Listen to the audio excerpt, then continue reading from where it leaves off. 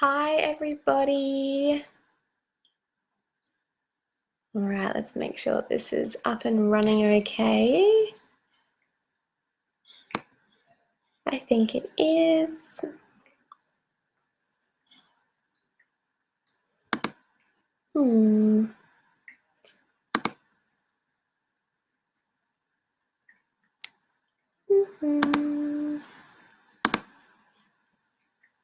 Sorry, guys, I'm just checking, making sure it's all good to go.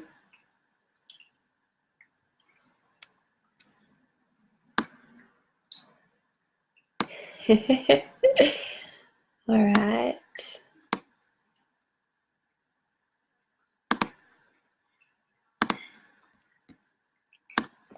Okay.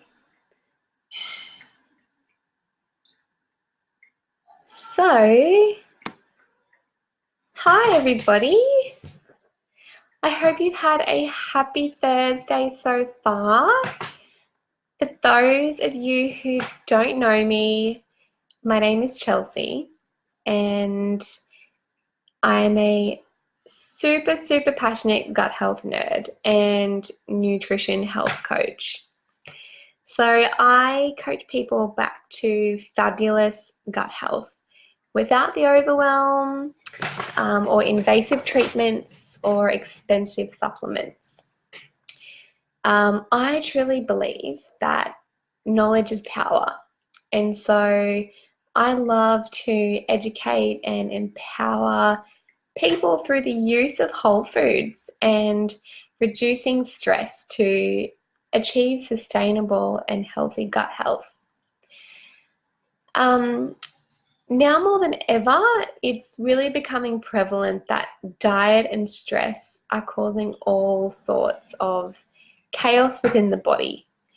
And how I see it is that we all have to eat, right? So it's really up to us whether that food is going to nourish us, relieve discomfort, and prevent illness, or it can potentially harm us and really promote discomfort and illness. So yeah, this is going to be an amazing topic. Oh, hi Tash. Just double checking it's all working okay. I want to make sure everyone can hear me. Okay, cool. So,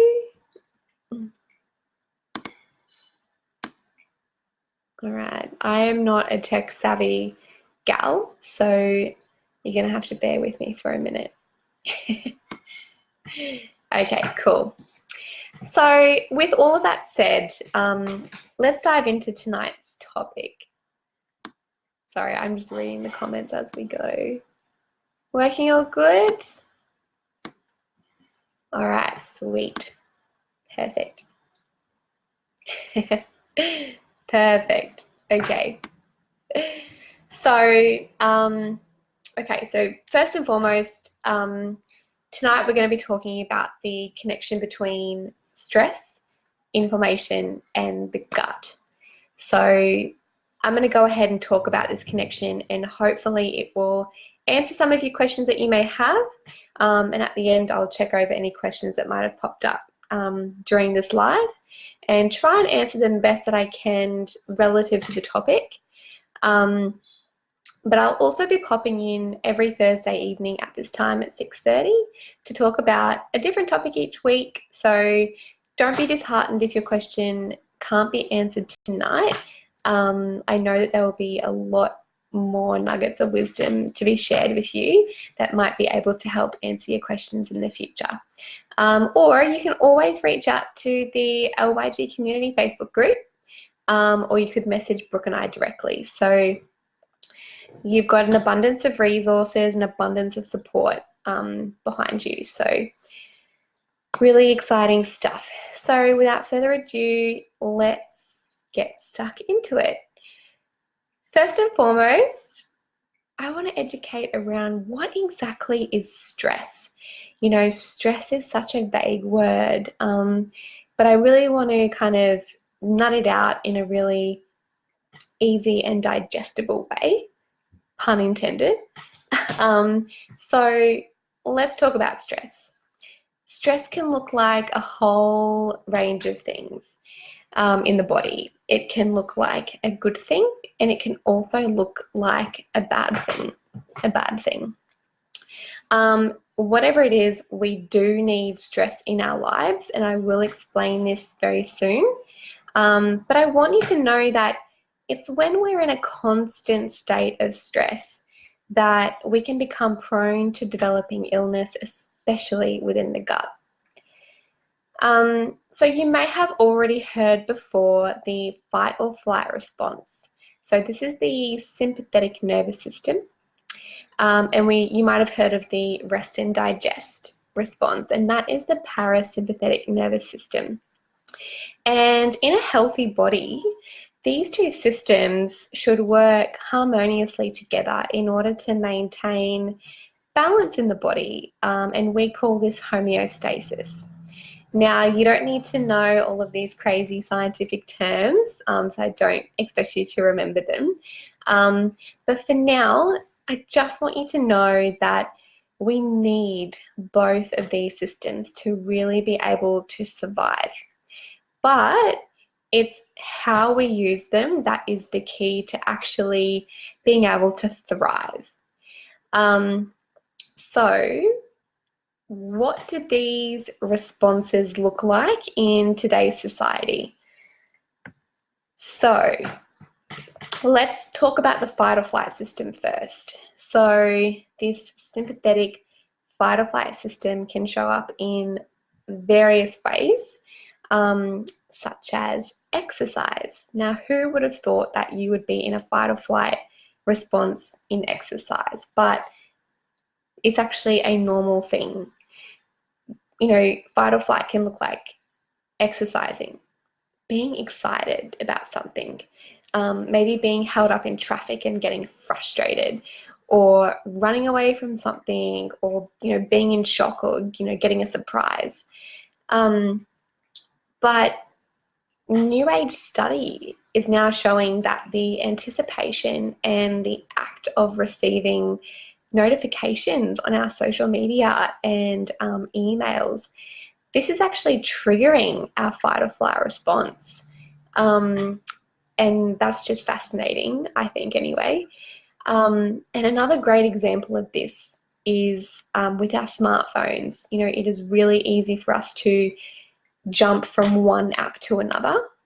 You know, when you're swiping up and you're swiping left and right and going from Spotify to Messenger to Google Docs, whatever, you know, I definitely am guilty of this. But if we were to put that in a real life scenario and physically move our bodies to the beat of our apps, this is really not a sustainable way of living whatsoever, and we'll actually be running ourselves to physical exhaustion. So yeah, I really find that that's an interesting topic just to point out, because even though we're sitting down in front of a computer screen, our bodies are actually still working in that fight or flight mode internally.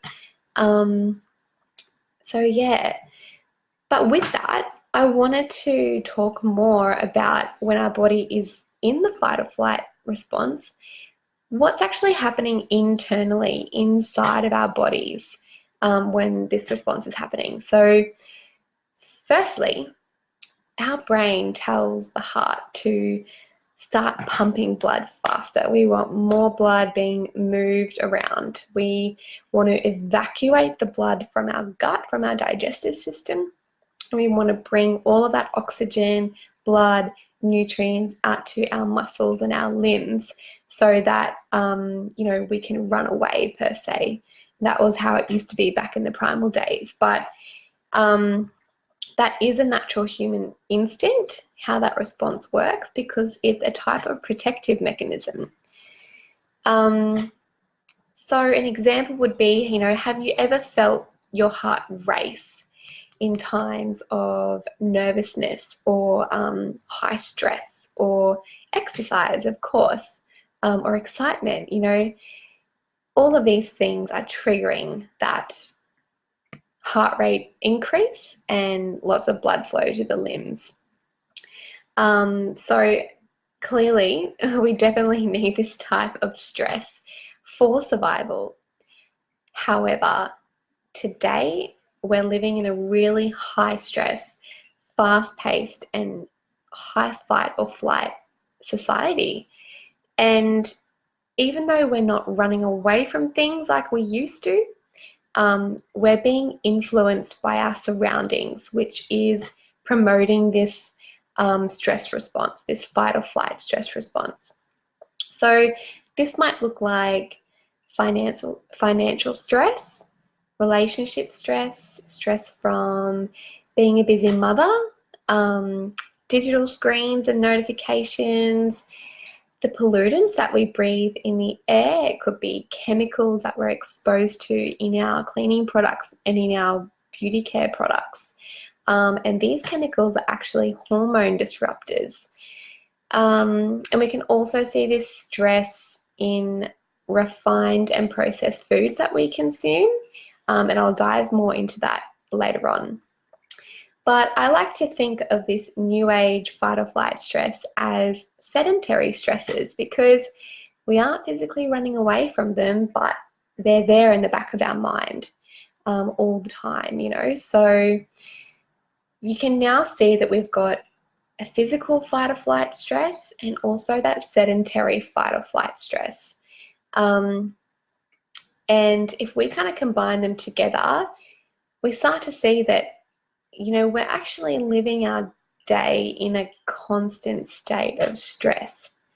So when we are in this constant state of stress, that's when we can actually translate this stress to being a physical and tangible inflammation in the body. We can actually see it as a thing, which is inflammation. And inflammation, we know, is the root cause to all illness in the body. So yeah, really, really interesting stuff there. So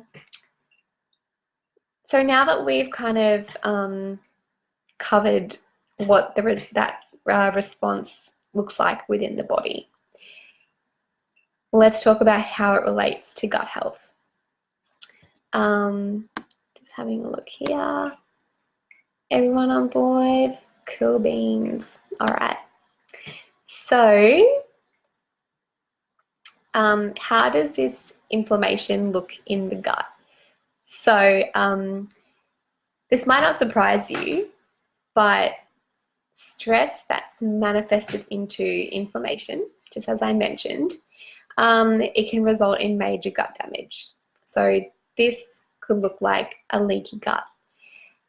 You might have heard this term already, leaky gut. I know that Emma and maybe Carissa and Brooke have jumped into the community and spoken a little bit about a leaky gut. But for those who might not have heard the term, a leaky gut is where the gut lining has basically started to deteriorate. And it's become inflamed due to a decrease in the intestinal mucous membrane. So just to kind of give you a visual, we think of the gut lining as a similar role that the skin plays in a way. And to give you a visual, you know, the gut lining is the barrier from, you know, external and internal. So when we eat, we've got the gut lining there to protect the inner organs from any kind of toxins and pathogens that come into the body. Just like the skin protects the insides of our body from, you know, any other external environment. So if we have, you know, naturally we have this, or in healthy skin, we're meant to have this beautiful, moist, balanced skin. But if we've got like a dry skin and it starts to crack, or, you know, we get abrasions and we get a cut, we get a wound, and then this allows pathogens and bacteria to come in and make an infection, you know, that's kind of what's happening to the gut lining. So we've got all of this overload of toxins and refined and processed foods and antibiotics and drugs and alcohol and things like that, stress. All of that is really deteriorating this beautiful mucous membrane, which then causes inflammation in the gut lining, and it causes the gut cells to, instead of have junctions that kind of hold them tight together, they start to pull apart and have these gaps in between. So this allows things to leak in and out of the gut lining, and that's where leaky gut kind of comes into play. So that's what inflammation can look like in the gut. The second thing we can talk about is an imbalance in the gut microbiome. So the gut lining and the gut microbiome actually have a harmonious relationship. One can't thrive without the other. The gut lining provides the environment for the microbiome to flourish, and the microbiome provides nutrients for the gut lining to thrive as well. So you can really see that relationship happening, and if you've got a leaky gut, then you probably got an imbalance in gut microbiota, and if you've got imbalance of gut microbiota, then you've probably got an inflamed or leaky gut. So that's that beautiful connection there. Another thing that stress can cause is a decrease in blood flow to the gut, and I kind of mentioned this briefly before. So where the blood kind of rushes out to the limbs, and when we don't have that much blood left for the gut to properly function, we can start to see digestive issues and digestive discomfort. We can also see the slowing down of intestinal motility. So this is in our intestines, we've got this beautiful movement of it kind of like pushing the food through and creating the stool for it to then be excreted. But if we've got a slowing down of this movement, then we're really prone to constipation.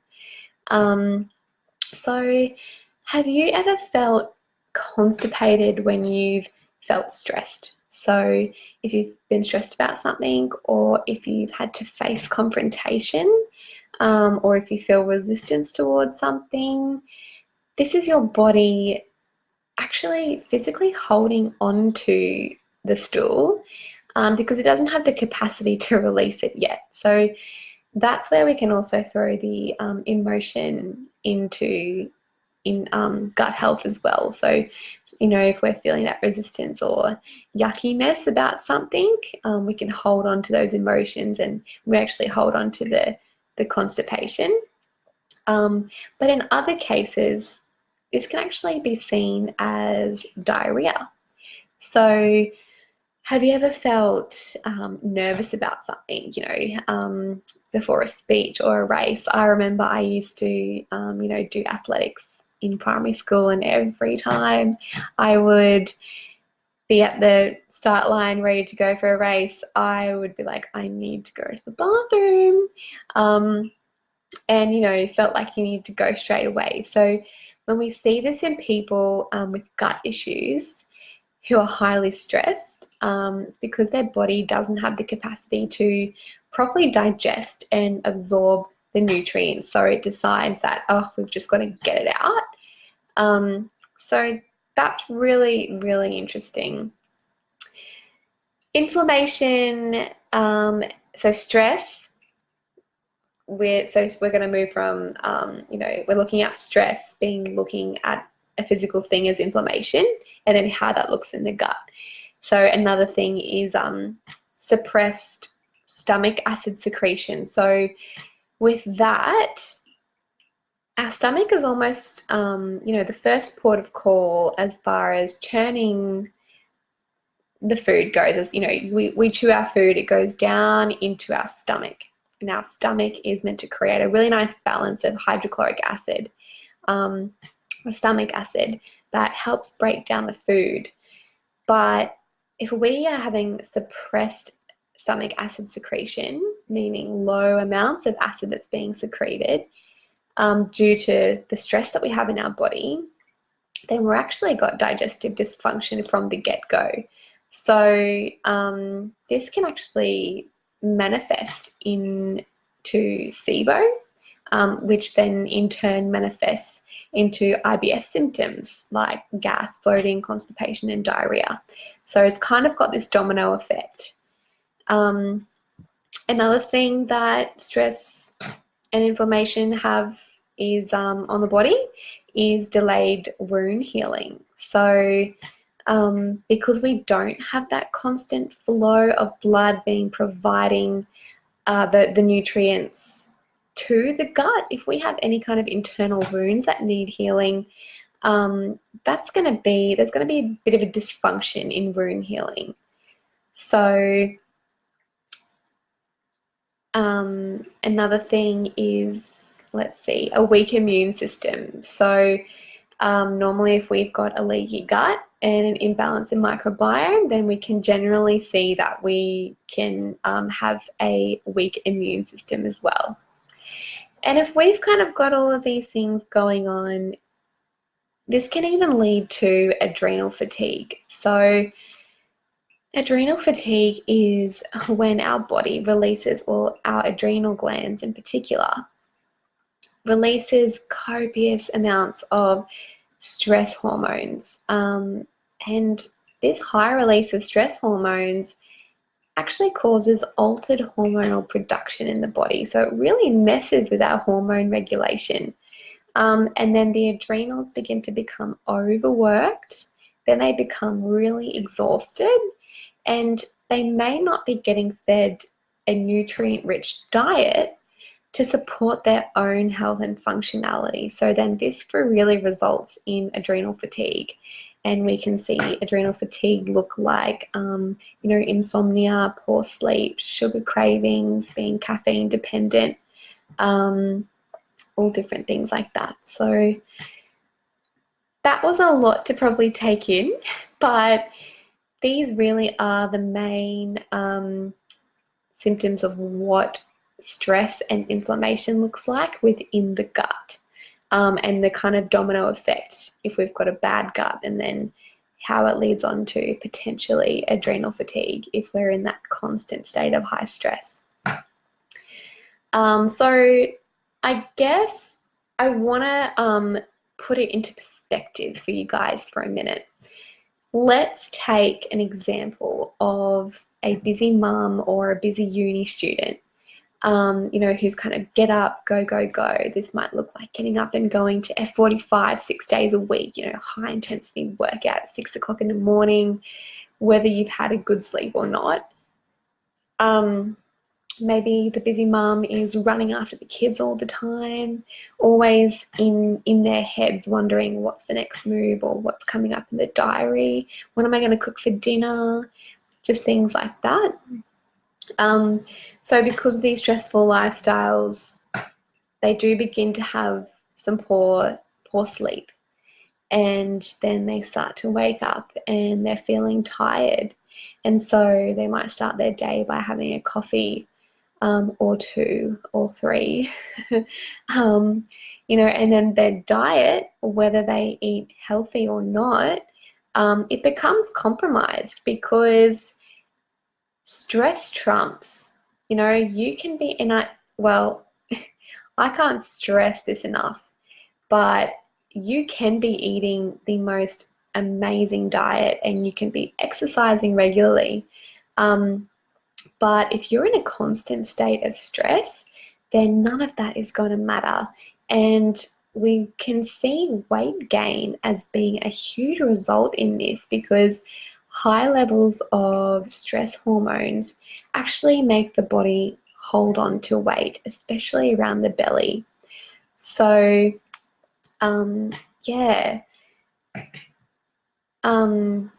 it's a major thing, stress, and it's definitely this is why I love to work with my clients, talking whole food and stress. We don't just look at the diet being the be-all, end-all.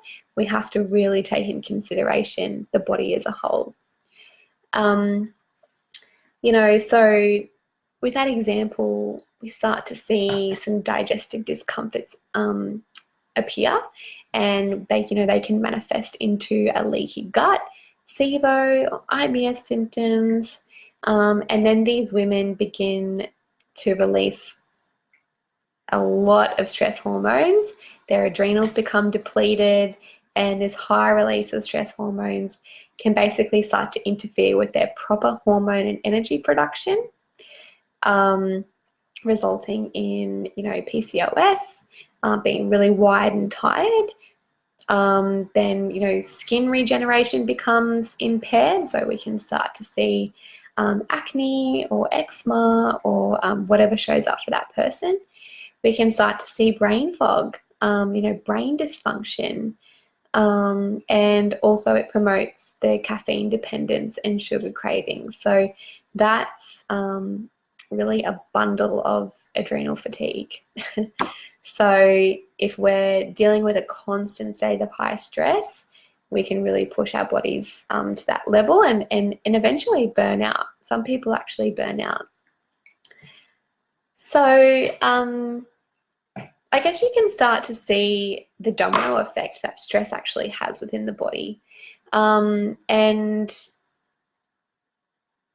I guess, you know, it's really great to become aware of the body and catch it wherever you are. So how do we start to restore the body? By fixing the root source, that is stress and inflammation.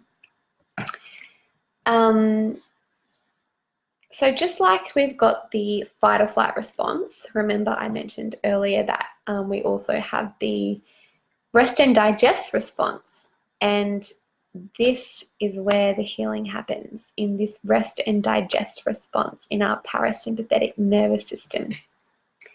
So the first thing we want to do is, like I said, become aware of our body. How many of us can confidently say that I am in tune with my body and I recognized when I am out of balance, or, you know,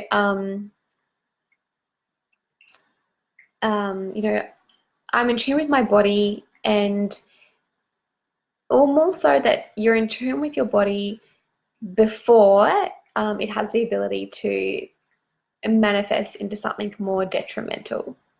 You know, because once we become aware that we are in a state of stress, we can then take control by stopping for a moment's notice, whether this looks like being frantic about the kids, you know, going to the next activity, or feeling really anxious about something, or whatever it may look like for you. By simply stopping and understanding how our body feels in that moment, we really have the power to not let our surroundings influence and dictate how we respond.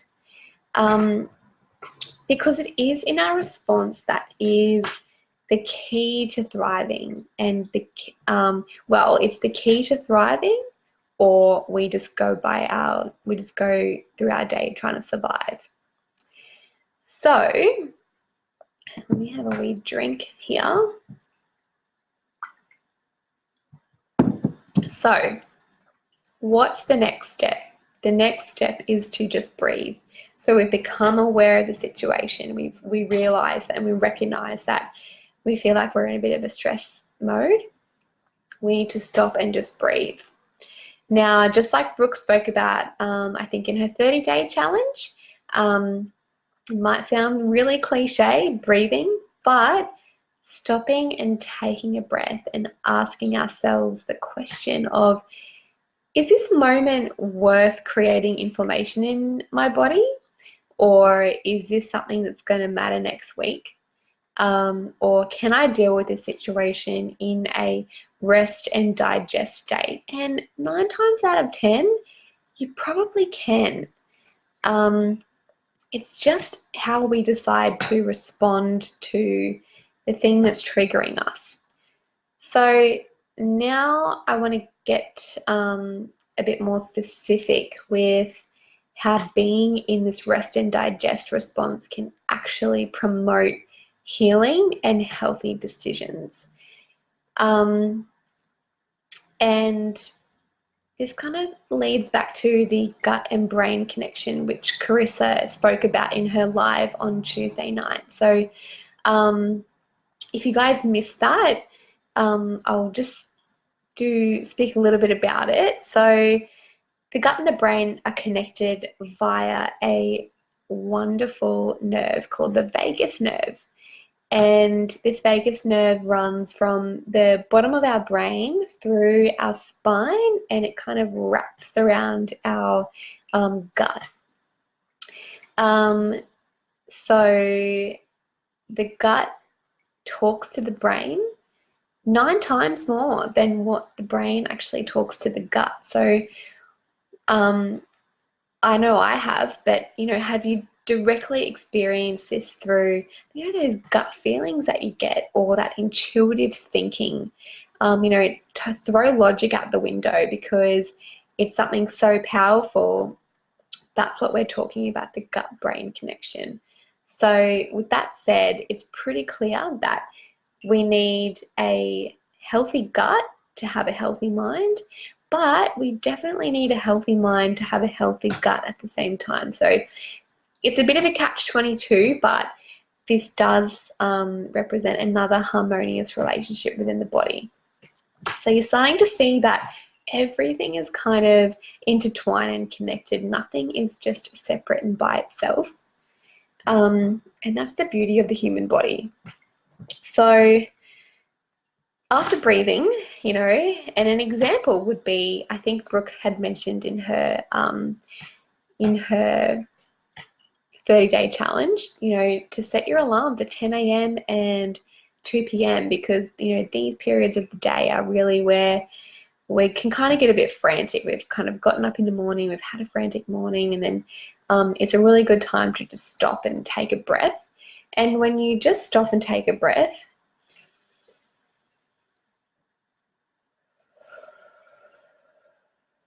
you instantly are bringing yourself back to rest and digest mode. So give it a try. It's not as cliche as you think. But yeah, anyway, moving on to the second thing. And the second thing is when we realize we are stressed, or if we feel like we've been stressed throughout the day, coming home and doing something that brings us joy, because, joy or relaxation. Now, typically people would assume that this would look like yoga or meditation in order to calm the body, but this doesn't sit well for everybody, and that's okay. There's no rules around this. It's more about finding something that suits you as an individual. Now, this might look like cooking or reading or bathing or stretching, playing with the kids maybe, or going fishing, or whatever it may look like for you. You want to do something that brings you joy and satisfaction in a calming state, because when we're joyful, we're happy, and 90% of our happy hormones are actually produced within the gut. And when these hormones are produced, these happy hormones, our adrenals actually begin to reduce the amount of stress hormones that are being released. And this is a real life example of the beautiful, I'm going to say it again, harmonious relationship between the sympathetic and parasympathetic nervous system working together to really find that balance, that homeostasis that I mentioned earlier in the beginning. So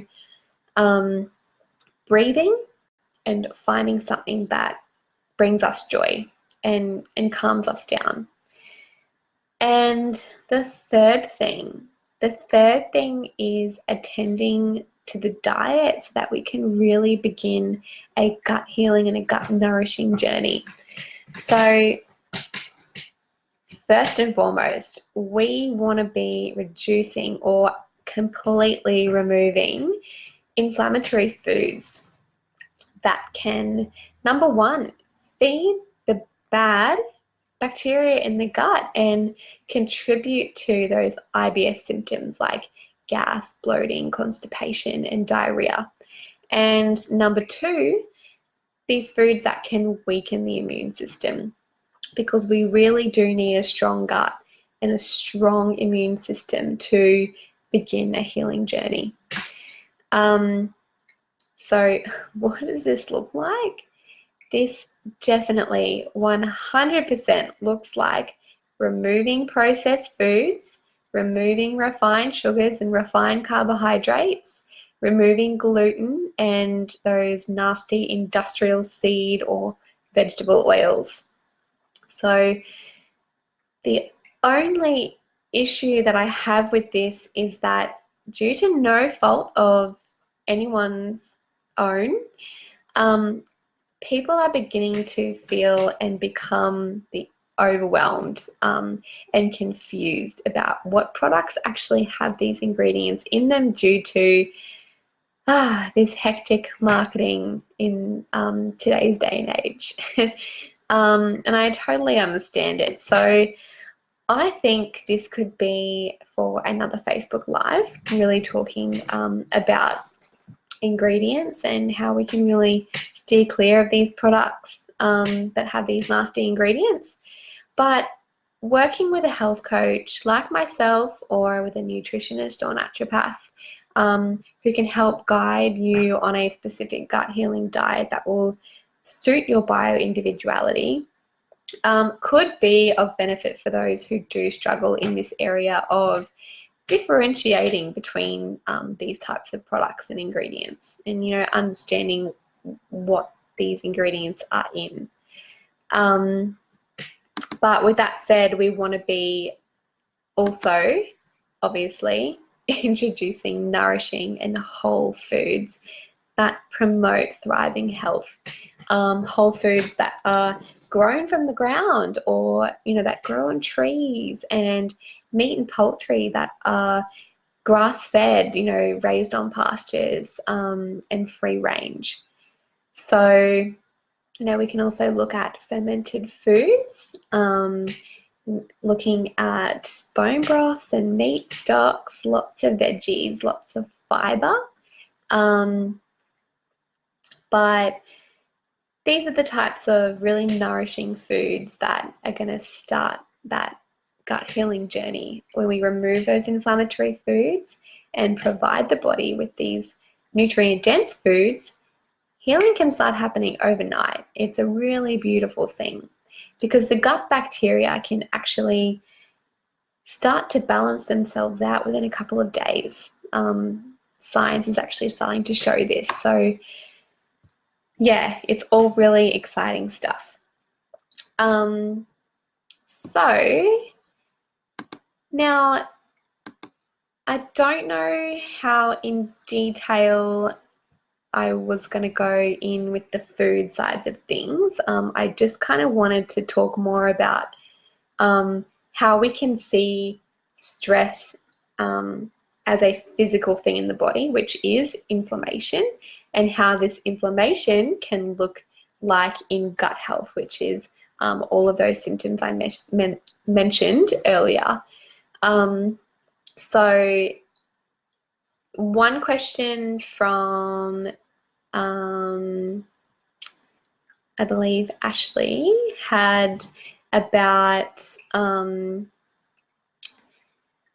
hot and cold food, raw and cooked veggies, and how that looks like in digestion. So this is going to be really dependent on the individual, just like pretty much everything. There are definitely foundational key points that work for a lot of people in gut health. But at the end of the day, everyone's gut health is so different, and what might work for one person definitely might not work for the other person. And what might work for you at this point in time, in the future you could be introducing way more foods, or your body is constantly changing, so nothing is ever stagnant. But just to kind of briefly touch on the question,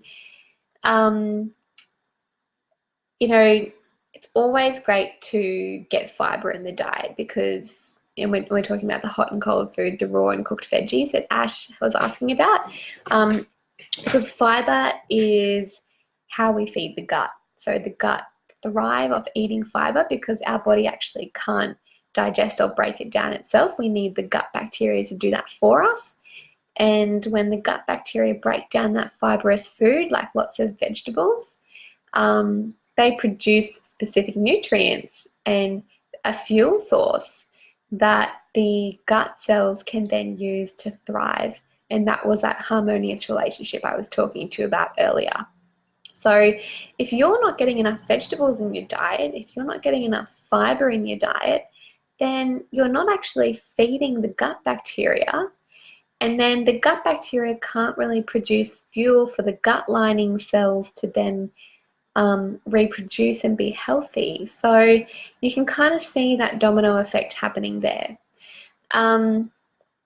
However, in someone who has a compromised gut, yes, I've just mentioned that vegetables are great for feeding the gut bacteria. But if we've got someone who has a really intense imbalance of gut microbiome, gut bacteria, raw vegetables can become really harsh on the gut, and they might not have the strength in numbers in the gut bacteria in order to break those vegetables down. So someone with a compromised gut may not be able to digest raw vegetables as well as this person over here. So it's always really great to cook your veggies, cook them in a bone broth or a meat stock, really soften them, because you're still getting the fiber, you're getting the beautiful amino acids in the stock that is fueling the gut lining as well. That could be for another talk, but it's a lot less harsh on the gut to be digesting. And so as far as the and also with specific vegetables like cruciferous vegetables, they should be cooked. They shouldn't be eaten raw, because they can actually become hormone disruptors. So we want to make sure that we're cooking those ones. We also want to make sure that we're cooking leafy greens, sauteing them in butter and things like that, sprinkling a bit of salt. Oh, it's just the best way to eat them. And as far as hot and cold foods go, listening to the body and changing with the seasons. So, in summertime, I know that I was just craving yogurt and berries and nuts and seeds, and then, salads, fresh fish and salad. Now I'm craving, lamb shank soups and pumpkin soups and the warm stuff, warm eggs in the morning and things like that. So you want to just tune into your body, become aware, and just ask itself, what does it need? What does it feel like? And that's actually how I personally eat. So I never have a routine as such. I don't really meal plan. I don't meal prep or anything.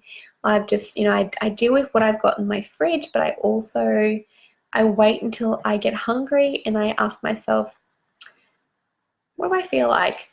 And then I just ask myself that, and my body will go, you feel like eggs, or oh, you really feel like a curry. Like tonight, I made myself a really beautiful fish curry, and I was just like, that's exactly what I felt like, So,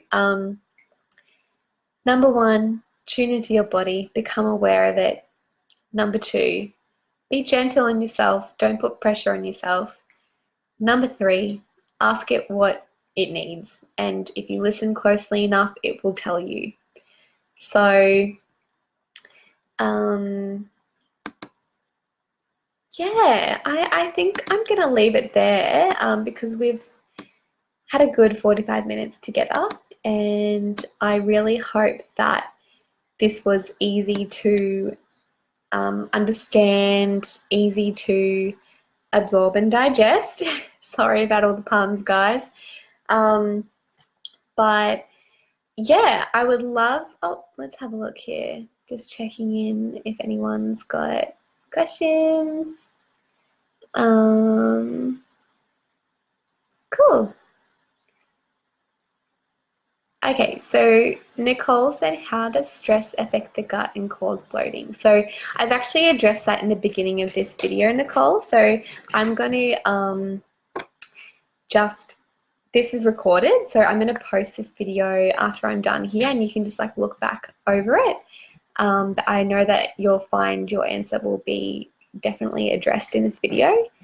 Let's have a look. I think that's about it. So thanks for listening, guys. Thanks for joining in.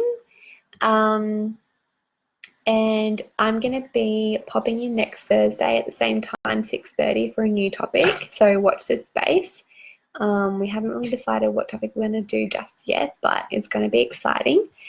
And yeah, would love to hear your feedback, or if you have any more questions, don't be afraid to pop into the group and start being active.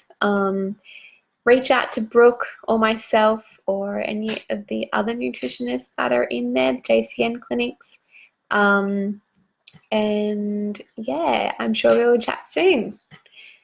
Thanks, guys. Bye. Have a good weekend.